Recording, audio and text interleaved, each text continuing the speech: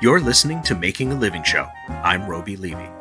Hey, I'm Caissie Levy, and I make theater for a living. Caissie Levy is an actor and singer known for her soaring vocals and powerful performances on Broadway and London's West End. She originated Sheila in Hair, recreated Fantine in Les Mis, and most recently originated the iconic role of Elsa in Disney's Frozen. The list goes on, but there's one role she was absolutely born to play: my sister. Here's my chat with Caissie Levy. Who are you, and what do you make for a living? My name is Caissie Levy, and I'm an actor, primarily in theater and, when they let me, on TV and film. So just for whoever's listening, this is actually my sister. Hello. So normally I ask people how they got started, but I actually know how you got started. Yeah, copying you and Josh, our other brother. You entered the theater troupe that we were in high school. That's right. The Westdale Players with under the tutelage of David Daler. Mm-hmm. Yep. And even before that, New Faces. Oh, New which Faces. Was the community theater that David Daler ran. Right. He is pretty much the reason all of us ended up in the arts. That him combined with our parents, I'd say, yes, are the biggest reasons we all ended up in some form of entertainment. They let us do it, and he actually helped us do it. Yes, that's right. That's right. New Faces actually started, I was already in high school and in Westdale Players. What was New Faces? I think it was David's actual community theater / training program, because I remember doing some classes there. He had a studio space. This is in Hamilton, Ontario, where we grew up. But it was also somewhat of community theater because I was doing productions with that troupe at places like Hamilton Place, for instance, in the Black Box Theater there. So I think it was sort of like a hybrid community theater training program type thing. Right, a little bit of learning, a little bit of... Yeah. And a lot of the people, a lot of our friends that were with him for years, all of us sort of like grew up in his program. And then when I was at Westdale for high school, and he ran the drama department there, that's when I did like the Sears Festival plays with him and got kind of more serious about theater. What sort of plays did you do in high school? I can't remember. Like, we did a lot of ensemble work. You guys, you wrote a bunch of your shows, all of you guys. Well, Josh did, actually. I think Josh did a fair bit of writing. Of course. Right. Yeah. By the time I was doing Sears Festival stuff with David, it was ensemble theater, actually. It was stuff with choruses, usually. Like, we did Medea with a Greek chorus. We did a show called The Windigo with a big chorus as well. So he always tried to have pieces where he could incorporate as many actors into the show as possible to give lots of people the opportunity to be part of it. But he, of course, had his sort of main principal players, and we all got to do that and sort of like grow up with him as our mentor. So eventually I did a show called Children of the Holocaust. I did another show there. Just light fare. Yeah, just like light comedies, Medea, Children of the Holocaust, just kind of keeping it frothy. Crowd pleasers. a lot of jazz hands. Totes, yeah. We took it very seriously, and it actually was such great training for really pursuing a life in the theater. It was so exciting to be part of it then. You did some theater outside of Westdale Players too, when you were living in Hamilton. Yes, in high school I did a show called If We Are Women at the Players Guild that Gary Smith and Will Boudreau directed, and they've become other mentors of mine over the years. And that was sort of the first play I did that I felt like, oh, I might actually be able to do this for a living. I always knew I could sing, but I didn't do a lot of musicals growing up. I did musicals at summer camp, and then I did plays at home, and I would sing in bands for fun. So I didn't really know that many musicals. I knew 5 musicals by the time I was going to study musical theater in New York at 19, which is just sort of strange. But yeah, I'd mostly done plays, and I'd felt when I did If We Are Women, that was the first time I could see really creating a life in the theater. And you devoted yourself pretty heavily. I think there's a definite split, a definite difference between my time in that theater program and Josh's. Josh got into directing and into writing. Mm-hmm. He caught the bug and he went with it in that direction, went on to film school and beyond. And for me, I liked being on the stage and I liked performing, but I really liked the music, and I wound up getting into bands and music and pushing into that area for a long time. Mm-hmm. But for you, it energized you to get into theater, into music, because I know you devoted yourself to learning dance better, vocal training, things along those lines at a young age. Yeah, I always danced from the time I was little. I always took singing lessons because I did love singing from the beginning, but I wasn't like a show off kind of kid. I was kind of shy about singing. I remember just, when our parents came to see my like showcase, my drama school showcase from college, they had never really heard me sing like a solo song before, like properly center stage, because I was kind of shy and sort of quiet about it. But I did always know like music and musical theater was probably where I would end up. Although when I was in the middle of like university auditions, at that time, Sheridan was sort of a new program for musical theater. And it wasn't quite, I mean, it was definitely established, but it wasn't as well known as it is now. So I didn't really know to apply there. And I was looking at places like George Brown or Ryerson or U of T, and none of them had a musical theater emphasis. And they were all 4-year programs. George Brown was 3 years. But they were all really like Shakespearean classical acting, which I thought I was interested in, and I pretty much assumed I would be doing. And then I'd maybe end up in a musical down the road. But then when I got into school in New York for musical theater, I was like, I gotta go. I mean, I remember when I got my acceptance letter, I called you and you said, you got into the NBA. Do you remember saying that to me? Yeah, absolutely. Mm-hmm. Well, I had to explain to Hal, this is a buddy of mine that only understands sports and has no idea about arts at all. And we play basketball together. And he's like, I remember when we were going to go see you in Wicked, flashing forward a number of years. And he's just like, I don't really get it. Like, so she's the understudy.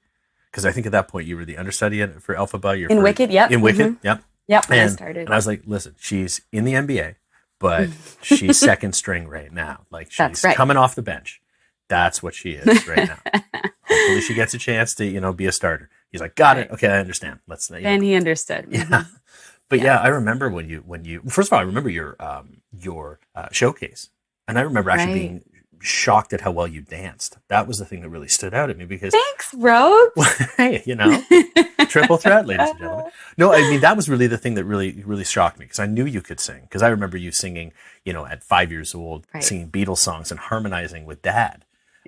Before going to bed. So, I mean, I knew you had the voice. I'd seen lots of the shows and stuff, but they never really had a lot of movement element and real actual, rat-ta-ta-ta dance. Yeah. And so I remember being really floored by how well you did that. Thanks. Was AMDA the one that I went down with you for that we did the auditions? So, yes, that your listeners will like this one. So, you and I took that awesome trip to New York to look at schools.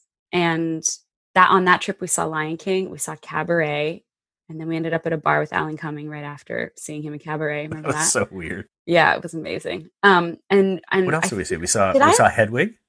Yep, we saw Hedwig, and which was incredible. Was it Art? Yeah. Yeah. Good call. Yeah, with Norm from Cheers. Mm-hmm. Norm. Did I not also audition for Juilliard on that trip? Yeah, you did Juilliard, and I think you did AMDA. Yes, I had to pretend to be a cat or something in a group improvisation, and I was like, "This is probably not the right place for me. I don't think I want to do that." It worked well for Will Ferrell acting like a cat. Yes, it really did. That makes me want to watch that audition tape right now. Yeah, check out Will Ferrell's audition tape for SNL. He he acts like a cat, and it's amazing. Yeah, George Bush as a cat. Yeah.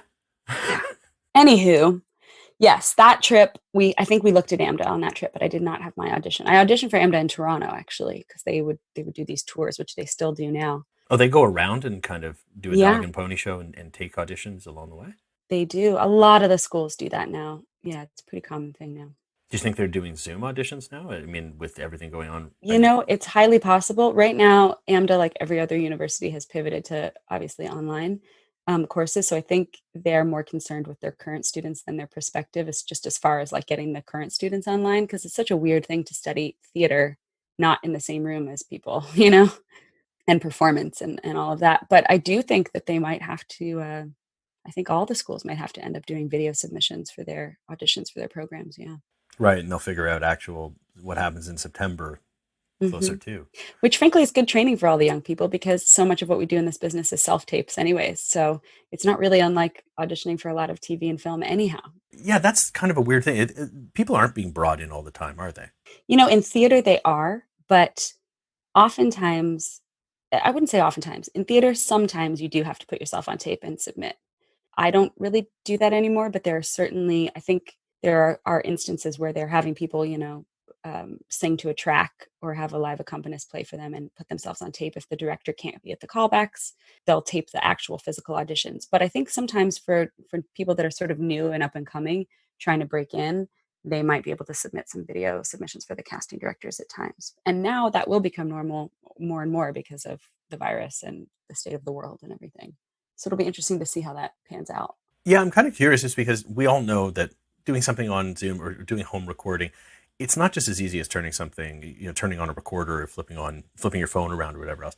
I mean, you want to put your best foot forward. Mhm. You want it to sound good. You want it to look good. Mhm. I mean, what can people do to actually, I guess, make better audition tapes? I mean, what can they do to make it stand out? The younger people that I teach, for instance, because I do a lot of coaching, they are actually really well versed in this kind of thing. When it became more normal to do self tapes just for TV and film, like even just during pilot season, I was finding it sort of strange to try to figure out like my home setup and stuff. But the younger kids, they really know what they're doing with that. They all have their ring light and their stands and their Right. so I think they're probably okay. Actually, I think it's all of us who are more used to the in-person experience that are having to learn this new skill kind of later in our careers. So, how did you get good? I mean, how did you learn how to do theater at a higher level? I mean, there's a lot of folks running around with with a bit of musical talent. Maybe they can act a little bit. And let's say they can dance on stage. But what needs to go into it? How did you get good? You have to really want to get good to get good. You have to, and I mean, like every day you have to want it because there's so many reasons to not bother that I think you have to naturally have obviously a passion for whatever creative enterprise you're dealing with, but for putting yourself out on stage in front of 1,500 people a night, you have to really want to put yourself in that situation. And if that's your end goal, there are so many hoops to jump through before that to make you able to compete at the level that you need to be able to compete at in order to get those jobs. And so it's a lot of little choices, I think. And I think that's true for most creative people that like there's that quote, how you spend your days, how you spend your days is how you spend your life or something. And I think that that's very true. For me, I needed to get clear about what I really wanted, which was Broadway. That was my goal. And then I needed to get clear about the training I needed to do for myself. I needed to be really honest with myself about what I was already good at and what I needed to get better at. So, for instance, I knew I could always sing. Without sounding egotistical, I am really known for my voice now in my career, but I didn't always have the agility and flexibility with my voice that I do now. It took years of me deciding that I was going to end up with this result and working and training and finding awesome voice teachers and weeding out the people that didn't make sense to me, even if they were the fanciest teacher, maybe they weren't the right fit, and listening to people who I admired and trying to figure out how they used their instrument and tried out things that worked for me. And a lot of research and then a lot of doing. Because I always tell young people when they ask me, like, how do I get into this business? I'm like, just get on stage, get on stage, get on stage, whatever you can do because you learn so much more in the doing than you do in the even in the training aspect. And you do have to have like a certain amount of fearlessness and you have to dare to suck, you know?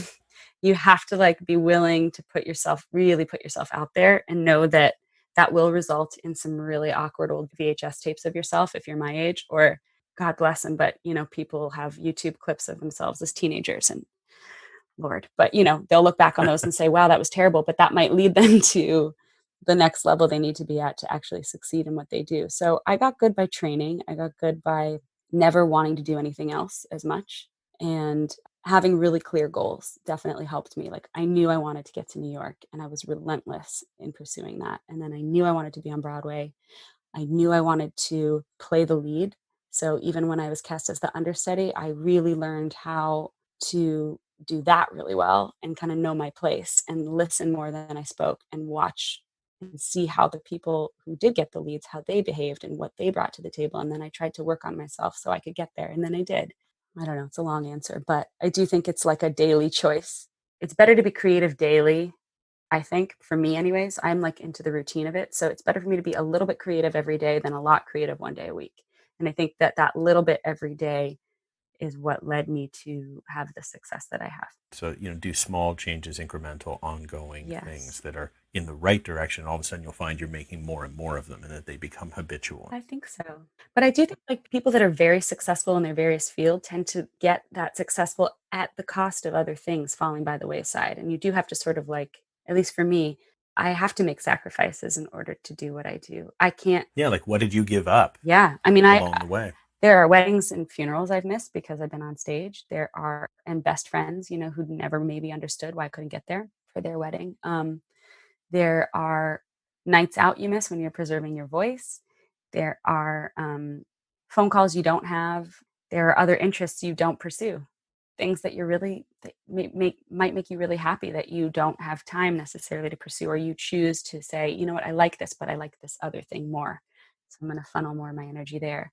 My husband, as you know well, your brother-in-law, he often teases me like, Caissie, you got to get a hobby. And I'm like, my career's my hobby. I mean, and I suffer for it to a certain degree. I definitely it's not all sunshine and roses.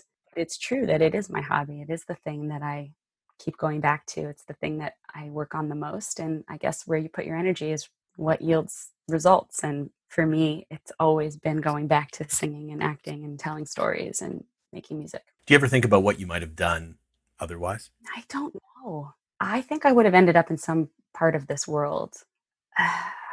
First of all, I need to say that every time I finish a job, I'm convinced I'm never working again. So just because I know I've been successful doesn't mean I feel like I'm always going to be successful. Far from it.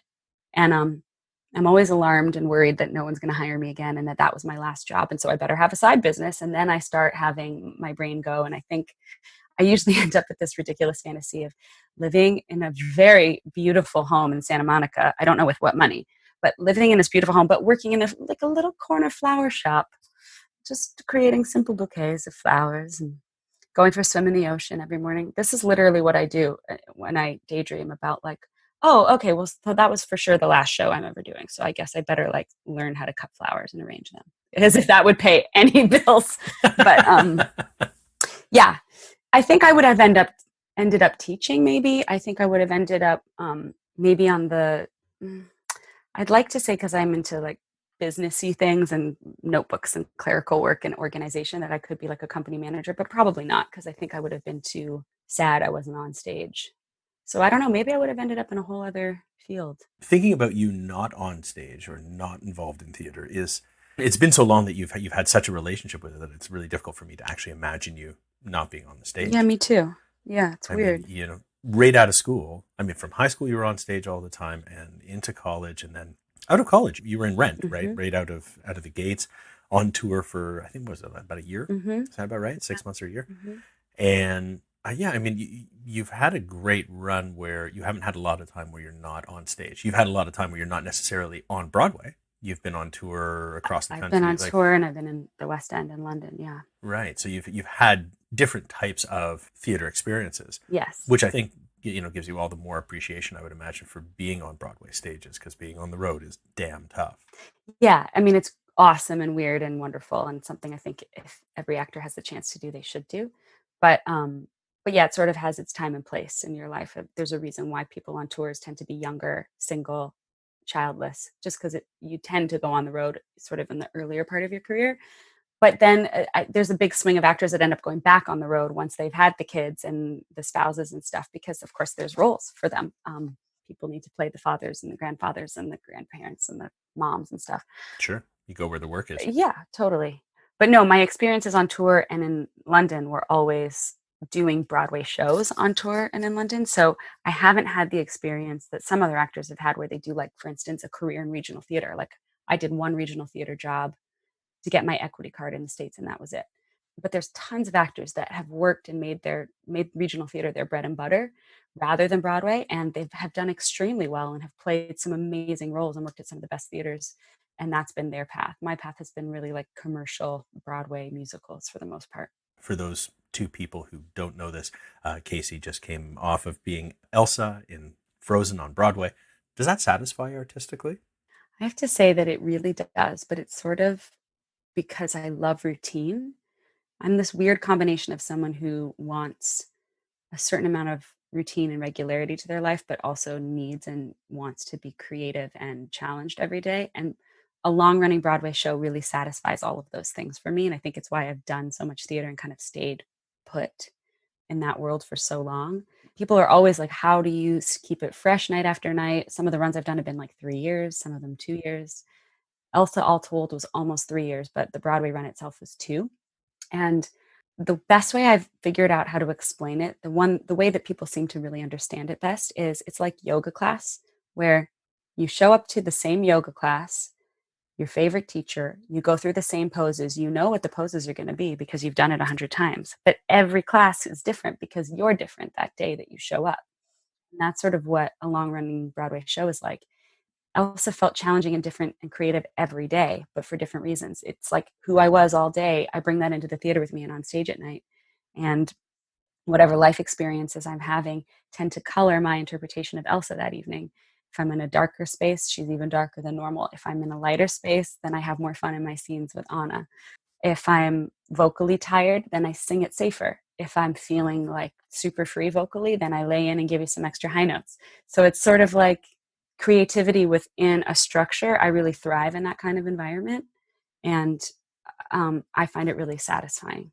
With a character like Elsa, which is so well known, obviously from the film, how do you find something new for it? What do you draw on in order to make it yours, as opposed to an imitation of the movie character? Well, right away, we were at an advantage because we were bringing to life characters that were animated. So I didn't have a real human from a movie that I needed to replicate. I just had a voice that was, of course, very iconic. Everyone knows Adina's version of Let It Go.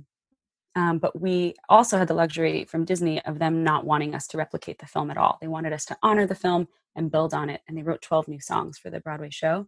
So we already had all this material that the film had never even had. So we knew that people would be, it's kind of the best of both worlds. People would buy tickets for what they thought they already loved, and they would get more than they bargained for when they left the theater because they'd see all this new material.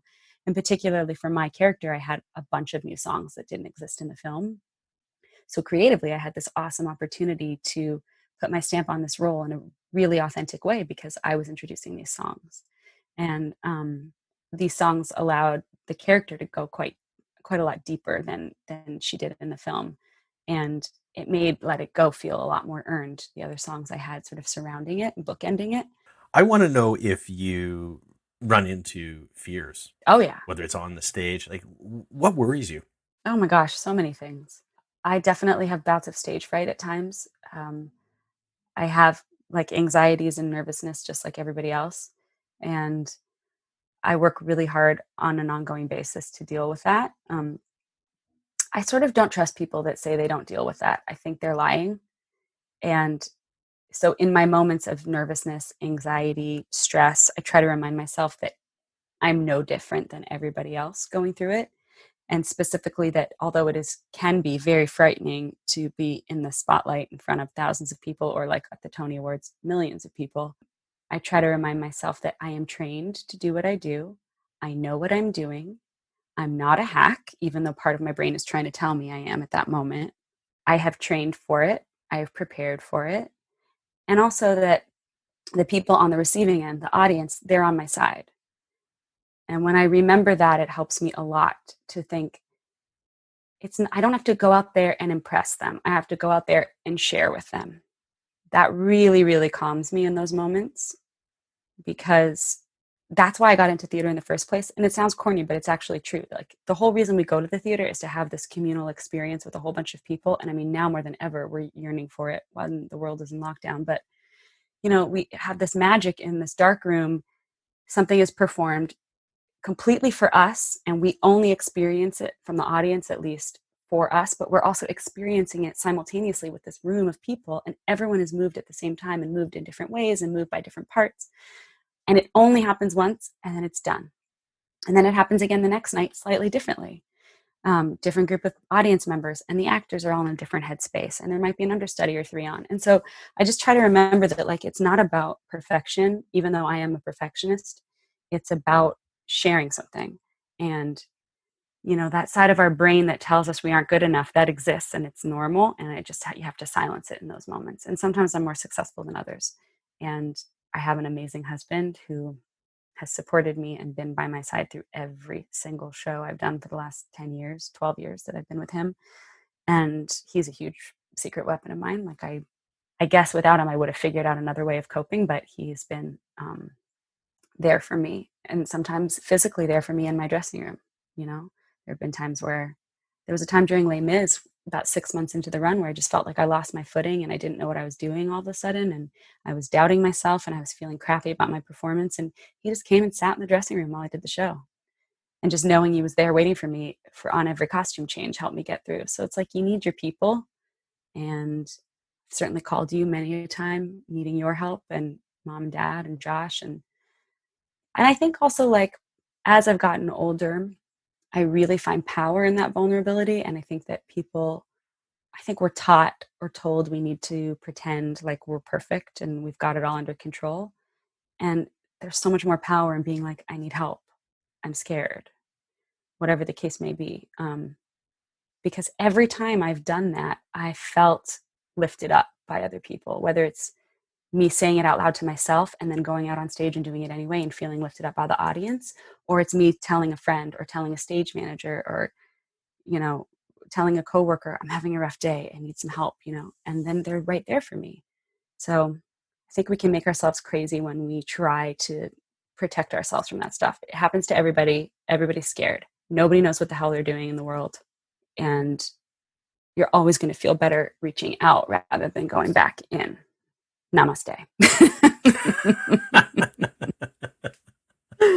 What are you hoping to achieve? Have you hit the pinnacle, the place you want to be with theater, with acting? I mean, is there something beyond? I ask myself this all the time. I don't know. I think that I've definitely crossed a lot of things off my list that even 3 years ago, I might not have felt this way. But now I've done enough where I can look back and be like, you know what, I did good. I'm not done, but if I had to be for some reason, something happened, God forbid, where I couldn't ever get on a stage again, first of all, that would be devastating to me. But I also would feel good about what I've done and like the body of work I have. But I still want to stretch and grow and do different things. And I'd like to do more comedy again. I've been playing some real dramatic roles for many years now. And the beginning of my career with Rent and with Hairspray, I was playing more comedian roles. And I thought your Elsa was hilarious. Thanks. Yeah. I really brought a light touch. And your Fontaine, just Fontine's hysterical. Yeah, slapstick. Yeah. So yeah, it's time for maybe some more of that. And actually the show I was doing when Broadway got shut down did show that off a little bit. I was doing Caroline or Change. We were about to have our first preview. And it's a very serious show, but my role within it is a woman who has very good intentions, but just keeps screwing it up. So there was some great moments in there to just be horrified by Rose, the part I was playing. And so I look forward to bringing that back. And that's supposed to happen whenever the world reopens. And I hope it does, because it's such a beautiful show. Yeah, I was going to say, it must be pretty incredible to be in a show like that, especially because in being in any of these shows, you're actually getting a chance to meet a lot of, not just the hot people on stage right now, but also some of your heroes. Yeah. Some people you've really looked up to. I mean, oh, yeah. Who really sticks out to you that you've met and were just in awe of working with, or even just getting to have a drink with? Yeah. I mean, we've met so many fancy, quote unquote, fancy people through the shows we've done. I mean, Beyonce saw me in Ghost, came backstage at intermission, hung out for a minute. That was amazing. She also came to Frozen. So Beyonce, she's sort of on a level that others aren't. But I don't get that starstruck, but I've met a bunch of, schmancy people. But the people that I mostly am in awe of end up being the people leading the companies of the shows I'm doing. So like when it was Hair, it was Gavin Creel and Will Swenson, who are two of my dearest friends. But, I really watched them and saw how they carried themselves as leaders of the company and how they got on stage night after night and how they handled the stresses of leading it and the Tonys and all of that. And they were huge inspirations to me. And then with Caroline or Change, Sharon D. Clarke is that for me. She is a British actress who is very well known and loved, multiple time Olivier Award nominee, just won the Olivier last year for Caroline. And nobody knows her in New York yet. And she and I did Ghost together on the West End. Right. Years ago. So this was our reunion show, which I never thought I'd have the chance to do with her. And watching her play this role, it was like a master class just in rehearsals alone, just under fluorescent lighting with tape on the floors. It was just like amazing. So I'm usually in awe of the people that are just doing the work. Those are my favorite people to watch in the building. And also, as I've gotten older and gotten to like know my producers more as people, whereas when I was younger, I was either not as important in the company, and so I didn't really get to know them, or I just didn't have the wherewithal to realize that that's who was running the show. But now watching producers work, I've got so much respect and love for them, and I count so many of them as my friends and advocates, and my stage managers, same thing there. Like, I'm in awe of the people that really make the ship run night after night, because they have major challenges that we don't even think of as actors. Well, in terms of making the ship run, you're really your own little business yourself. I mean, as much as you're in other people's shows, you're at the center of your own organization. I'm kind of curious, how does that work, and how did that get built out? Who's around you that you work with? Who's on your team? Yeah. So I have agents that I love and a manager that I love. And I've worked with all of them for a really long time. So they're like on my team. I always feel gross being like my team. But anyway, and then I have a concert agent. And so, because I do a lot of symphony work or solo concert work. And so she's in charge of that world. My manager's sort of involved in the day to day with my agents. And that's sort of how I get my work. And then I have the commercial side of things where I do a lot of voiceover work for ads like Lens Crafters and Lady Speed Stick and like what else? Hair Cuttery and Smirnoff, all these different brands, a lot of beauty stuff and a lot of beverages. And the census was my biggest campaign this past year, the 2020 census. I was one of the voices for that. And so that's a whole other side part of my business where I kind of go and audition for voiceover commercials during the day, and then I'll go do my Broadway show at night. And what does voiceover do for you? I mean, what is it like to have that as part of the mix? I love it. It's so fun. It's something I happened into because early in my career, a couple casting directors were like, "You have a cool voice. You should try voiceover work." And I got into it with my agents, and it's sort of like winning the lottery. I mean, you have to know how to turn marketing copy into something appealing to listen to, which you know better than most. And the reason I always loved it is that I love being in the recording studio, whether it's voiceover or making music. That's probably my most favorite place to be, if I'm honest. I love recording. So it really appeals to that side of my creativity. And I really like that you don't have to dress up and look cute to go on your voiceover auditions. Spent my whole life doing my hair and makeup for every single audition. And then voiceover, they're like, "Oh yeah, you can look like shit and just go and record this thing for Verizon and leave." And I'm like, "What? That's amazing. I get paid to roll out of bed with a hat on? Great, sign me up." So that's really the main reason I was like, "Give me all the voiceover auditions you want to send me on." And then it's like, you just win the lottery. You just don't know the rhyme or the reason. They probably listen to hundreds of voices for every campaign. But you do start to learn sort of some of the tricks of the trade, but I still think I've just, won a golden ticket every time I get booked. But I really like it. It's creative. It's fun. It's a different side of the world, of the world of entertainment. And I sort of pride myself on being a conversational sort of an announcery voice, less sort of announcery and selly and more kind of, I don't know. You want to do a little Lens Crafters for me right now? I mean, I wish I could remember the copy. Okay, I can give you the copy because it's been the same copy for 1,000 That's years. correct. It's quality crafted glasses in about an hour. Oh no, they dropped it in about an hour a long time ago. Oh yeah, no. I always loved it because we always used to get the Buffalo ads. Yes. And it would always have this great accent where there was a quality crafted glasses in about an hour. Oh, and the Gore-Tex jackets. In the Gore-Tex jacket, yes, exactly. I loved it. But yes, your main question was being a business, and that is a weird thing to be. So let me answer that because I didn't really do a good job of that. I used to not like social media, and I have embraced it. I used to find it, the Canadian in me found it really vulgar and still does, frankly. But now I figured out how to use it where I can put my head down at night and not feel like a creep. So what's the secret? The secret for me is not being too obnoxious or too present on any one platform. I think that nowadays, the way the world is, and certainly the way casting is, you need to be Googleable. And I'm constantly telling this to my coaching students, that you need to have some hit on the first page that shows up that is current and good. There needs to be a YouTube clip of you singing, because if your name is lucky enough to cross the desk of a casting director who doesn't know you, they're going to Google you. And if they can't find you in one click, they're going to move on to the next person that they don't know. So you want to have content out there and you want to be relevant, but you don't want to be the person tweeting once an hour because that's heinous and nobody likes a person that tweets every hour. um, so Trump. yeah, correct. That's a whole other conversation. So yeah, I now feel that I can like, I started with Instagram anyways, having a private Instagram and a public Instagram. That made me feel better. I didn't have a public Instagram until I did Frozen. So that's 2.5 years old now. But once I got over, posting stuff like, hey, I'm singing next weekend at this club, or like, oh, I'm going to be at Carnegie Hall, or I'm going to be opening this Broadway show. Once I stopped feeling super creepy about just advertising myself and I found a way to do it without feeling super selly, then I realized that people want to know. They want to know where to find you. And it's our job as artists in this day and age to sort of strike that balance and to be available to people, but not be in their face all the time. And you have to put yourself out there. It's the kind of the same thing as auditioning. We're just not as used to it.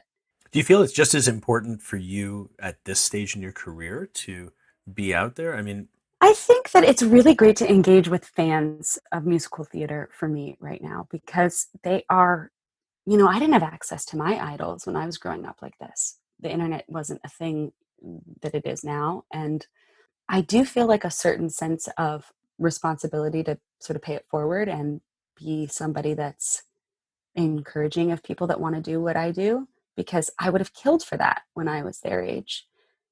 That said, I think there's a line and you don't want to, get too cozy with people. Not for any other reason than you want to keep some privacy and all that good stuff. But I think that social media, when it's used well, can be a really good force. And I do think that I need to stay out there somewhat, maybe not as much as, certainly not as much as I did when I was starting out. No, but I think it's important to have contact with people and to be searchable and to put your best foot forward and not be shy about what it is that you do. It's definitely something I think about every day. Everything I post, I wonder, like, is this annoying? Is this too much of my personal life? Is this too businessy and not enough of who I really am, But isn't that exactly the point? Like being the type of person that would bother to think, as opposed to just constantly spew out stuff that is irrelevant or useless. Or on the flip side, worry so much that you put out absolutely nothing about yourself or nothing of any particular value. Yeah. So at least if you're asking the questions, I think you're at least your own checks and balances. Yeah. And I like amplifying other voices that I find interesting or inspiring, and other talents that I admire. I'd like to give them a boost too, because I like to think of the world as being a place that has enough for everybody to go around. And I think if you think of it that way, it's a more palatable way of going about your day. When you're worried about like competition or doing it for the wrong reasons, if you're putting yourself on social media because you want to get famous, God, good luck to you. That sounds terrible. But I think if you're doing it to be like, I'm proud of this art that I did, and maybe this song I sang is going to mean something to somebody, then cool, because I know that's what I seek out information-wise when I'm on social, looking at people who I admire and people whose thoughts and ideas and artwork I find interesting. I'm always glad that they put it out. Who's interesting to you right now? I sort of have a section of stuff I read that's like escapism for me, which is things about beautiful artisans making cool art, or I read a lot of like opinion articles in the New York Times, just to sort of get the idea of the world through other people's eyes. I really always go back to music and listen to my favorite artists. I love finding new artists still. I don't have as much time for it anymore, but I know you and I used to really bond over that, like loving new indie artists. Now that we have children, it's a lot less time is spared to devote to that. I did find a great new group. Mm-hmm. It's 3 guys and 1 woman, and Australian. Mm-hmm. They all wear different colored shirts, and I think they're called the Wiggles. Fantastic. I was really wondering amazing where you were going stuff. with this. Yeah, no, they're amazing. No. I strongly suggest indie band. Not a lot of people have heard of them. Check them out. See, you're making me feel better, because when people are like, what are you reading? I'm like, reading, and they're like, yeah, what books are on your nightside table? I'm like, well, I'm not reading any books. Are you high? I haven't read a book in years. I haven't read a book in years. It's pathetic, but it's true. That's another reason why social media is good. I can click on something and read it for 5 seconds until Isaiah comes screaming at me for like a peanut butter and jelly sandwich, Ah, yes. Mm-hmm. What does a typical day look like for you? Day, nothing's typical right now, but Right. Well, a typical day before coronavirus was me waking up with Isaiah, giving him breakfast, playing, taking him to school, trying to function enough to take him to school and not look like a murderer, because I just would like throw a hat on and walk 6 blocks with him. Look And like you've abducted him. yeah, and make lunch in the morning and kind of get out the door. Getting out the door was always a thing. And then I would walk back slowly and dazed from drop off, get a coffee at the local bodega, and probably sit down and read some stuff online and just kind of get my day started. Oftentimes I would take a nap because I'd have a show that night. This is when I was doing Frozen. Take a nap. I'd hit the gym at some point. I might have a voiceover audition throughout the day. I would be warming up a little bit, just in like 10-minute increments throughout the day, just to keep my voice going. I would eat something somewhere in there, probably do some mom slash wifely errands like grocery shopping and crap like that.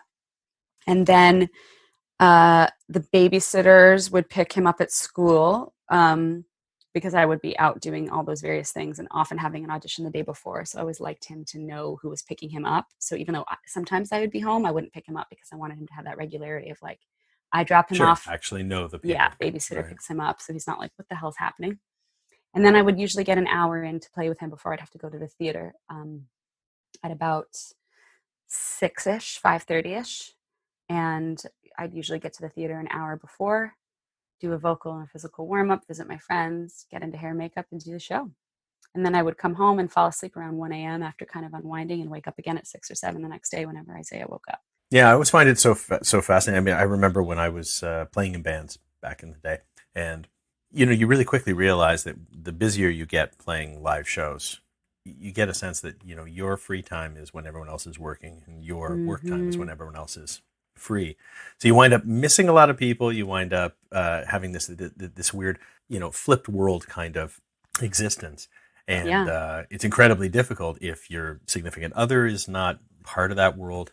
It's really hard because your kid certainly isn't really part of that world. And you have to really organize your life in such a way that you can function in these two time zones that are constantly that's such a good way demanding your time and your energy. Yeah, that's a really good way of putting it. It's a very weird existence. When you add kids to it, it really does take on a whole new level of crazy. Yeah, and just not being able to do bed and dinner and bath with your kid every night. I mean, I wasn't home for Isaiah for almost 3 years at night, except for some Mondays. And now, with the world being shut down, I almost feel guilty relishing this time because I'm with him all day long, and he has me at every meal, and I have conversations, and we play all day, and I tuck him in at night, and we snuggle every night, and we sing just the way Dad used to sing me to sleep. I sing Isaiah to sleep, and I've never had that before with him. His whole life I've been Elsa. So to all of the sudden get that it's definitely rocked my view of what it is I want in life, because I've never been able to step off the treadmill this long. I've maybe had a week off in 15 years at a time. I've taken a week off of a show, and we've taken a little family trip, and then I come back and get right back into the show. With all of this, with 15 years of running and running and running, how do you stay motivated? What keeps you going? What keeps you coming back to the theater, to the stage, to the craziness of it, to the work and the crazy hours and the intensity? I don't know. There's just nothing else like it. I mean, I've now had the chance to do some film and TV work, and I do hope I get to do more of it because it's still rather new to me and it's challenging and interesting. But there really is nothing like live theater, and being backstage on hearing that overture start and the buzz of the audience members out front and standing in the wings and making your first entrance. It's intoxicating. It's total magic. And the family you build in the theater is so deep. I mean, you spend more time, this is true of anybody in any career they're in, you spend more time with the people you work with than you do with your family most of the time.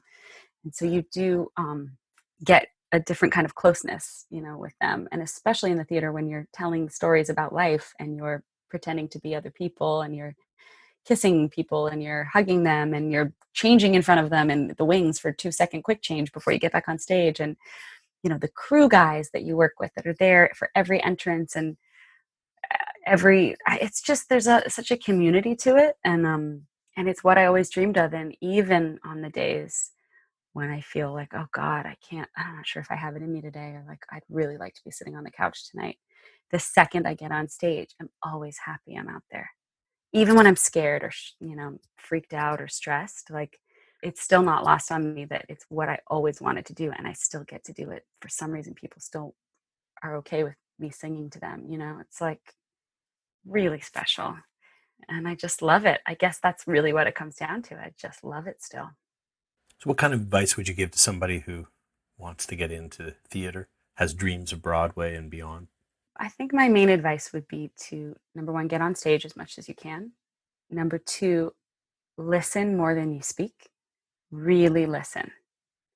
Be the person in the room that's easy to work with and that says yes as much as you can and that's willing to try. So that dare to suck thing comes to mind.